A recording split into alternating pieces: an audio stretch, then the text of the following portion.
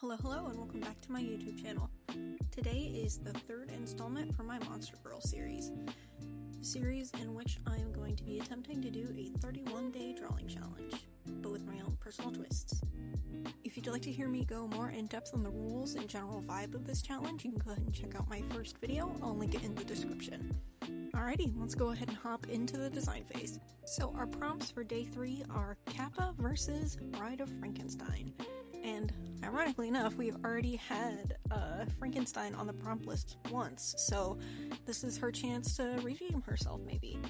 Except, I really like Kappas. Like, they're so silly and just frog adjacent enough that it unfortunately was another pretty immediate win between the two. Sorry, Frankensteins. But with all that being said, we can go ahead and jump over to Pinterest for some inspiration. There unfortunately wasn't a lot right off the bat for Kappa inspiration. I kind of had to dig a little bit, but after a while I did get an inspo board together. And not only did I save some pretty cool art of just Kappas in general, but I also wanted to lean sort of into the Japanese folklore vibe, because it is like an Edo period, at the very least that's what Wikipedia told me, monster. So I was looking up art and traditional garments that women would wear during that period.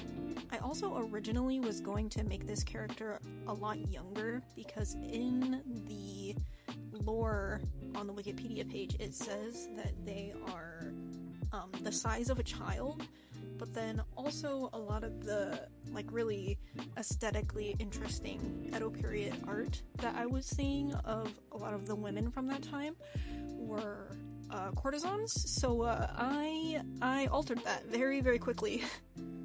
Now that I've got all my ducks in a row for the design idea, we can go ahead and jump into the speed paint.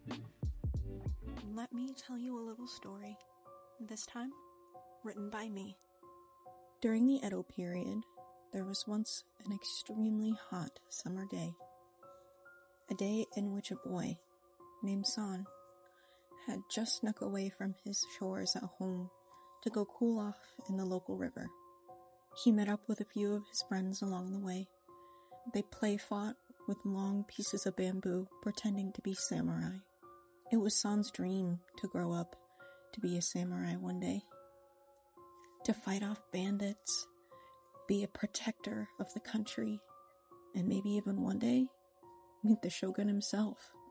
Once San and his friends had made it down to the river, they had discovered that there were even more local children there waiting to play.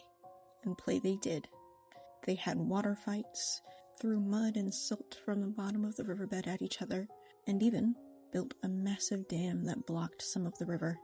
While playing, San kept noticing this odd feeling, like something was brushing against his legs in the water. He wrote it off as algae growing from the bottom, a fish. Heck, maybe even one of his friends was pranking him, but it kept happening. Eventually, he asked his best friend, "Hey, are you messing with my legs? I keep feeling something brush up against me in the water." And the friend shook his head.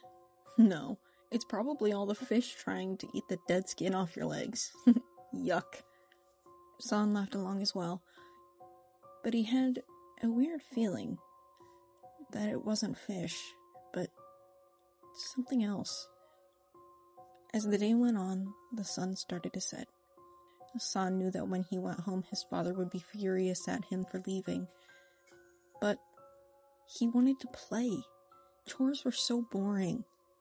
Most of the children had already fled for home by now. All that was left was San and his best friend. They had climbed out of the river by this point and were drying off as best as they could.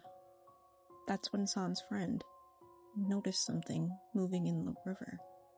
Something bigger than a fish. "Hey, do you see that?" San's friend said. San looked at the surface of the water and saw it rippling. And below it, a shadow. Murky, but enticing. San and his friend looked at each other, an excited glint in their eye. A fish that big could feed both of our families for a week. San's friend said. The two had made up their minds. They were going to catch whatever fish, or whatever it was, that was lurking in the river. The two quickly tied their clothes together to make a makeshift net. San then ran down and crossed the river to the other side of the bank, using the dam they had made earlier. San and his friend held the net over the river, waiting for the right time to strike. They then saw the fish resurface. San and his friend looked at each other once more. They mouthed, 1, 2, 3. And then the two jumped into the river and circled the net around the fish. Once the thing was captured, they realized, this thing's much bigger than they thought it was.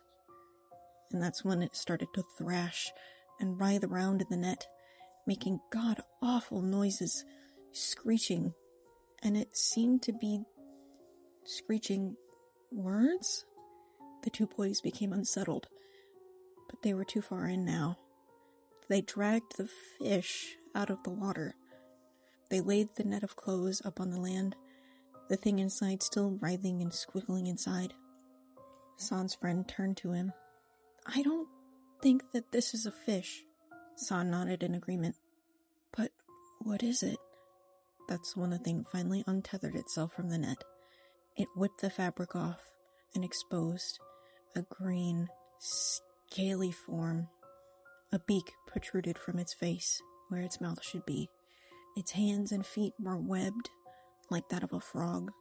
It had the shell of a turtle, and a divot in its head that seemed to be some sort of dish filled with water.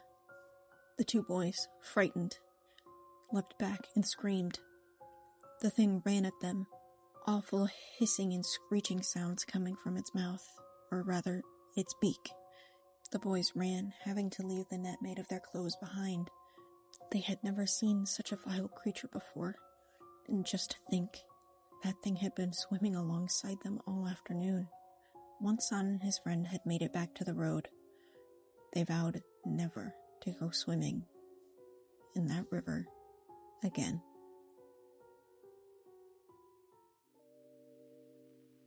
Alright, our Kappa girly is done. I tried to go a little bit more interesting on the pose this time because the other two were pretty much just standing normally posed, and I think it came out pretty okay. Please leave name suggestions for our girly down in the comments below, and if there are any other stories that you'd like me to read in particular, whether it be creepypasta, just general creepy stories, doesn't necessarily have to correlate with the monster girl type that we're doing, but if it's something that interests you and you'd like me to read it, let me know. And with that, that about wraps up my thoughts. Stay safe, guys. Bye!